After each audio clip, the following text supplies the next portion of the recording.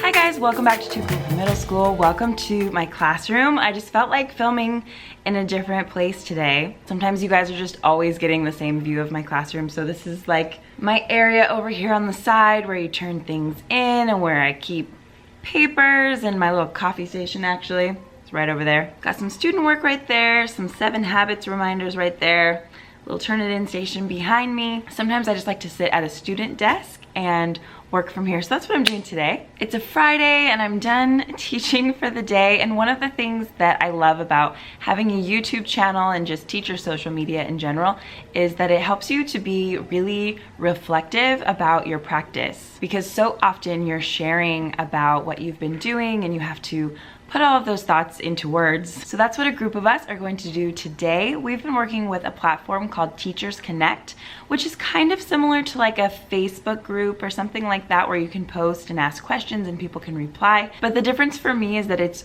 only for teaching. It's not a platform like Facebook or Instagram where I'm also being distracted by other things or by ads or other drama. It's just for teaching related questions. So it's a really fun way to glean some wisdom, and you can check out that platform by clicking on the link below. You might see a lot of familiar names over there, people posting about what they're doing in their classroom or maybe asking questions and trying to get advice from other teachers. The people who founded Teachers Connect are also former teachers, and they know their stuff and they know what teachers are kind of like struggling with and wondering about and dealing with. So they put together a list of questions that they knew the teachers were kind of trying to work through during this time of the year. So there are a group of us that are going to be answering the questions from all different perspectives. Some of us teach high school, middle school, elementary school, kindergarten, in different areas of the country and Canada. So I'll leave links to all of those videos below as well, so you can get other people's perspectives besides mine. But here are my thoughts on reaching all of my students and helping to motivate all of my students. Got my little notebook right here. The first question is, what strategies do you use to reach and or motivate your students, and what works best? So as you know, I teach middle school and I have some 6th grade classes and some 8th grade classes.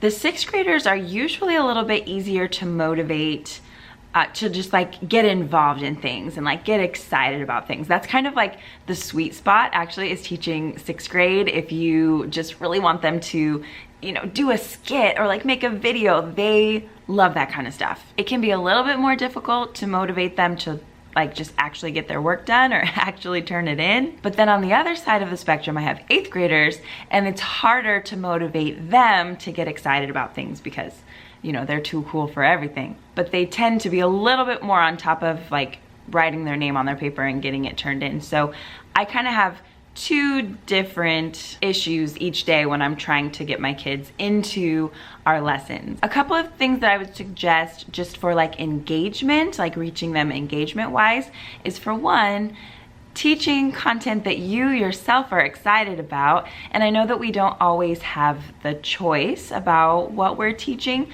but I feel like with everything that I do, I can always find some aspect of it that I can highlight a little bit more than others, that is something that I just happen to know a lot about or that I happen to be really interested in. And I know that my energy helps to get them excited about things. I even had a student once who just came up to me, and she was an 8th grader. She was like, I am just wondering, you're so excited about everything. How do you do that? Like, how do you have so much energy? And my answer is coffee, but also I'm just genuinely interested in what we're talking about. Another tip is just to provide multiple ways to like consume information and then also produce information. So we always have a blend, even just within one class period, of like maybe some note taking, maybe seeing a video, maybe doing some reading, maybe responding through some kind of a video like with a Flipgrid, or responding on some kind of a platform like Padlet or Google Classroom. So having multiple ways of taking in and then also putting out information, for one, it just kind of like helps keep things moving during a class period. And then it also just gives kids options about how they're gonna, you know, turn out information. Some of them like to draw, some of them like to write, some of them like to make videos. So switching it up often is a good way. Now, how do you get kids to like actually turn things in that they do? The other day, I had a situation where I knew a lot of kids weren't gonna have the work done, you know? So we were doing a reading check, which I don't even always do, but we are specifically on a literature unit right now. We're doing lit circles, and it's really important that every person stays up on their reading because they're part of a group and they're supposed to do group work. So that in itself is kind of motivating because sometimes your other teammates like make you feel bad that you're not pulling your weight. There's some peer pressure there.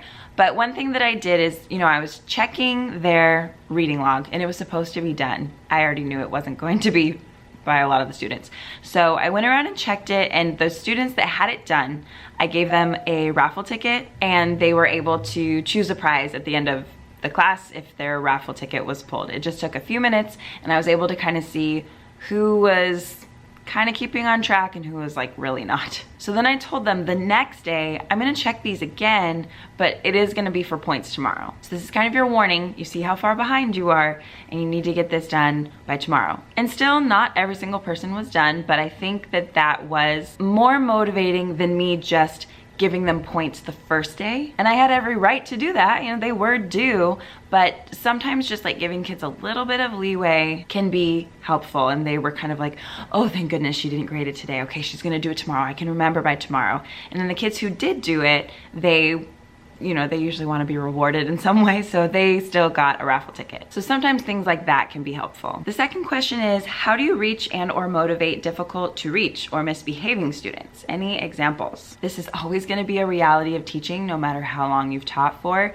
You're going to have students who, they seem unmotivated. They might be unmotivated, but it's difficult to distinguish between unmotivated and unskilled. And then there are students who are both, but a lot of times they're not doing anything because they think that they can't and they would rather just not try than try and fail. So this is why like chunking things and you know, kind of giving pieces of a project or like pieces of directions is just good teaching practice in general, but it can be really helpful for those students where you know that if you say like, okay, read this and answer all of these questions and do a one-pager and then do a video response. Okay, here, you need to do all of that by the end of the period. There is no way some of those kids are gonna have all that done. So it's just good teaching practice to, like this year I've been way more intentional about having instructions up on the board and I type them up on like a Google slide every day.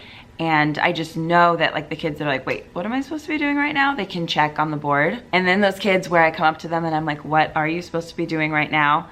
They can look at the board and see what they're supposed to be doing. And there are some kids where it has to be kind of a, okay, you do, I do. So they will do something and then I will help them with something. And then they need to do the next step and then I will come and help them with the next one. And these kids also tend to be absent a lot, don't they? Like these kids that are perceived as unmotivated at least. So a lot of times these kids that don't do much come back after being absent for a few days and you have to figure out how to catch them up, but they're not like eager to get caught up. So sometimes I have them do a step as small as like, get out your Chromebook and then I will come back and help you and show you where to go. Because I have kids who will take like 15 minutes just to get out their Chromebook and then it's not charged. So I used to like stand there and hover over them and like glare at them while they did one step. But I don't do that anymore because then I'm like focusing all of my attention on them and then I feel like in response they just kind of go slower. So I'll tell a kid like, okay, you get out your Chromebook and then as soon as you have that out, I'll come back and I'll show you what we did yesterday. So I'm just kind of watching and, you know, waiting until they have it out, and sometimes it's a long time. But as soon as they have it out, I come back over to them and I'll like type it in for them like, okay, here's what we did. So now I need you to log in and follow the first instruction and then I'll come back and help you with the next part. And then it's like the end of the period. But I've been trying that this year where it's kind of a you do, I do, and I will help you and I'm available to help you, but I'm not gonna stand here all day and watch you. And again, I have middle schoolers, so there's definitely a sense of I'm trying to teach you to take responsibility for yourself. So I'm really not gonna handhold anybody all day because I shouldn't have to. I'm really trying to teach them to, okay, you can at least do this one thing and then I will absolutely be here for you, but you need to take a couple of steps on your own, like getting out a pencil maybe and a piece of paper. That might be too much to ask. Might have to ask a friend for a piece of paper. You know what? The other day I even just like brought paper over to people and I was like, here is the paper. I have these supply boxes at every table so that even if kids forget pencils, because that's the excuse often as well, right? You want to get rid of as many excuses as you can. They're like, well, I don't have anything to write with. Great, there are a bunch of free pens and pencils right in front of you in that box. And here's a piece of paper. And there are the directions on the board. So try to take away as many excuses as you can, but they will still look for them. And then on a deeper level, you're also just looking for like, what are the skills that they don't have that are preventing them from even trying this? Can they not read the instructions? Do you need to maybe give them like a sentence starter because they don't even know how to begin a sentence? Maybe you can write out the sentence starter and have them finish it. And it's a lot of work, but you know, that's our job. And sometimes it's just pulling teeth and you just gotta keep pulling until you can get something. The other thing I do is I always collect late work.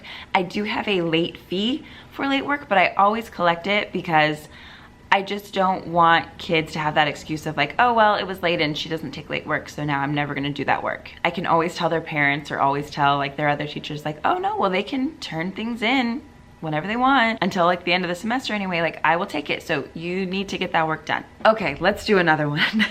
Number 3, how important is it to know each student's backstory? How do you get to know them? It is very important to know students' backstories, but I have 2 caveats to this. The first one is, I'm not their only teacher. I'm part of a team. My kids have 7 teachers. They have a 7-period day. I have 208 students. So I'm not gonna know the backstory of every single kid. My personality and teaching style isn't gonna mesh perfectly with every single kid. It hopefully will with a lot of kids, and hopefully I'm just open enough and welcoming enough that kids will come to me and I'll be able to build relationships with anyone. But there might be a different teacher that they just click with better, and that is fine. So if that teacher has their backstory, cool, that's great. I will connect with a different kid and get their backstory. And I think it's very useful to work as a team, and we shouldn't have to feel like we alone are responsible for saving all of these kids in our class, because that's not it. They've had many teachers before us. They will have teachers after us.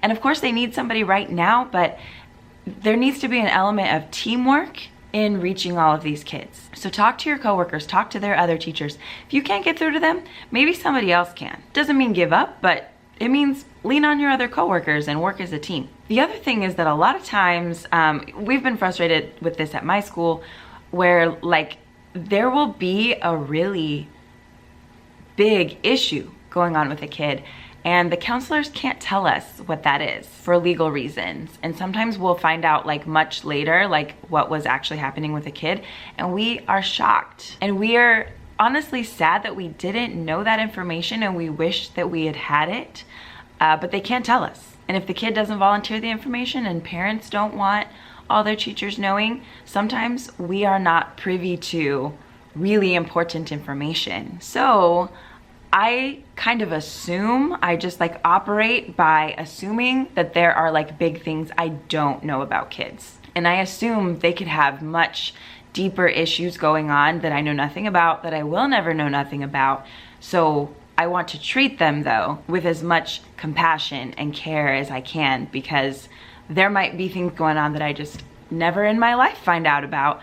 But it's the worst when you find out something later and you're like, oh my gosh, I was always so hard on that kid about this, and if I had known that was happening, I never would have done that. Of course you're always going to hold them to high standards. Of course you're always going to do everything you can to motivate them to do their best and get things in, but certain things I just don't give kids a hard time about because I don't know what's going on in every case. Let's go on to number 4. Number 4, can relationships with parents help or hurt? It has always been worthwhile for me to meet with parents. Like I said, I have 208 kids. I have over 200 kids every year. So I'm not gonna know every single kid's parent, but every time that I have had meetings with them or gone to IEPs or just seen kids out in the community, it's always helpful for me to know their parents. A lot of times, the parents end up being like really cool. Like now that how old am I? I'm 32. My kids are 12, 13, 14. So now I'm almost to like, you know, the age of the parents around me. I used to always feel like young and intimidated, but now like they're kind of my peers. So sometimes it just turns out that their parents are super cool and I just like want to talk to them and get to know them. And sometimes they have like connections and resources and skills that I can use. And I'm like, oh, I wish I had talked to you earlier. The other thing that happens is sometimes they've got a really difficult kid and I get frustrated with that kid.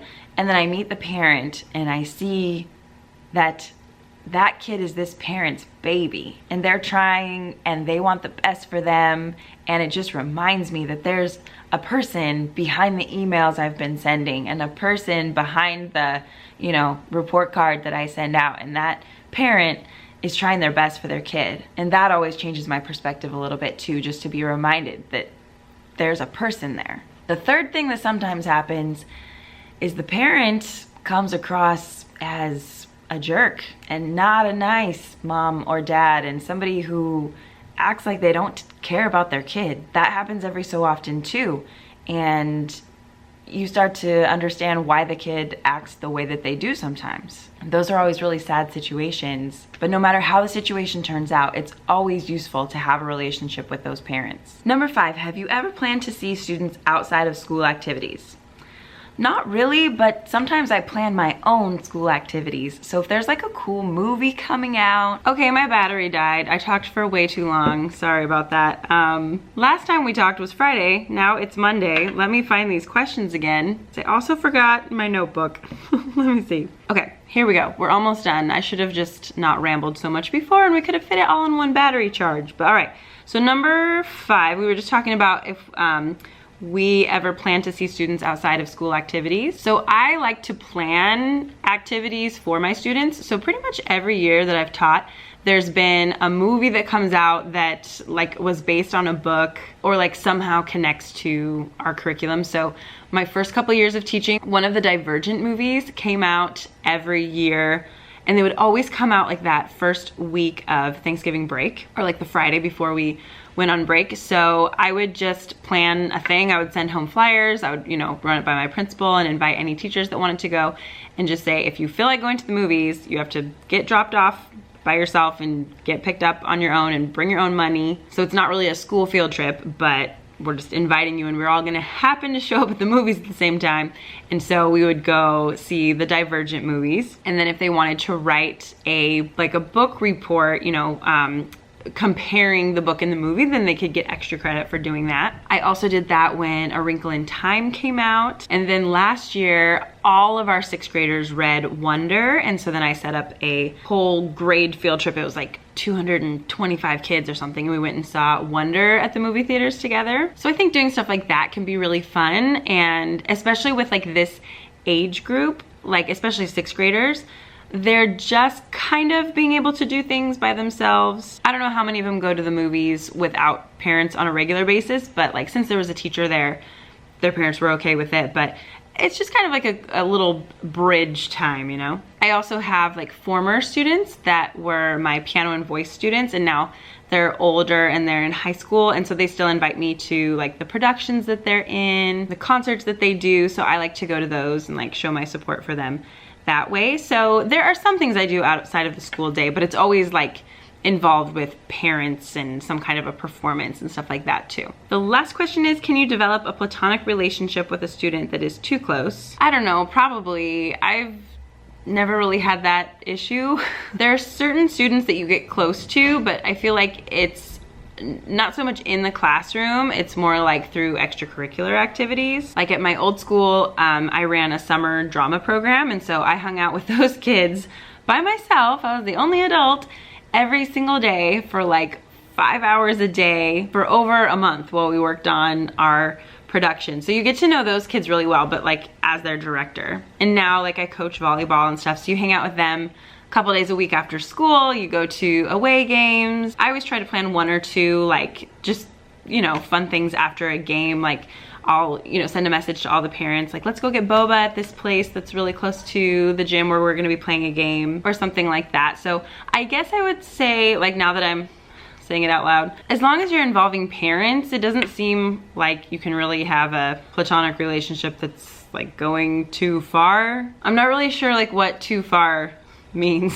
A lot of teaching just comes down to like, you have to just be a good person. Like, you just have to make wise decisions in general. So hopefully you're doing that with all of your teaching and then in your interactions with kids and parents as well. So these questions are really meant to be like conversation starters. So I would love to hear your ideas and your thoughts below. Make sure to also check out all of the other teachers who are giving their perspective on these same questions. And thank you to Teachers Connect for setting this up and for being so in tune with what teachers and new teachers especially want to hear people talk about. You can click on the link below to sign up for Teachers Connect, and I will see you guys in my next video. Bye.